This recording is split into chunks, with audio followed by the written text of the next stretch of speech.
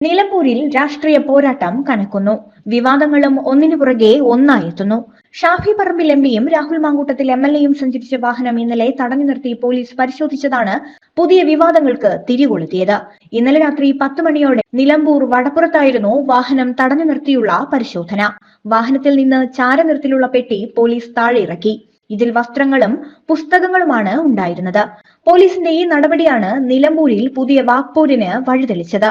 വാഹന പരിശോധനയ്ക്കിടെ ഉദ്യോഗസ്ഥരോട് രാഹുൽ മാങ്കൂട്ടത്തിൽ കയർക്കുന്നതടക്കമുള്ള ദൃശ്യങ്ങളും പുറത്തു വന്നിട്ടുണ്ട്. സിപിഎമ്മിന് വേണ്ടി വേഷം കെട്ടണ്ടെന്ന് ഷാഫിയും രാഹുലും ഉദ്യോഗസ്ഥരോട് പൊട്ടിത്തെറിച്ചിരുന്നു.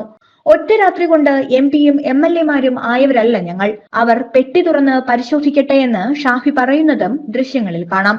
പരിശോധന ഏകപക്ഷീയമാണ് എന്ന് ഷാഫി പറമ്പിലും രാഹുൽ മാങ്കൂട്ടവും പ്രതികരിച്ചു. അതേസമയം നിലമ്പൂരിൽ കോൺഗ്രസ് നേതാക്കളായ ഷാഫി പറമ്പിലും രാഹുൽ മാങ്കൂട്ടത്തിലും സഞ്ചരിച്ച വാഹനം തടഞ്ഞു പരിശോധിച്ച സംഭവത്തിൽ കോൺഗ്രസ് നേതാക്കളെ വിമർശിച്ച് സിപിഎം നേതാക്കൾ രംഗത്തെത്തി. നിലമ്പൂരിൽ വാഹന പരിശോധന വിവാദമാക്കുന്നത് രാഷ്ട്രീയ വിഷയങ്ങളിൽ നിന്ന് യുഡിഎഫിന് ഒളിച്ചോടാനാണ് എന്ന് മന്ത്രി മുഹമ്മദ് റിയാസ് പറഞ്ഞു.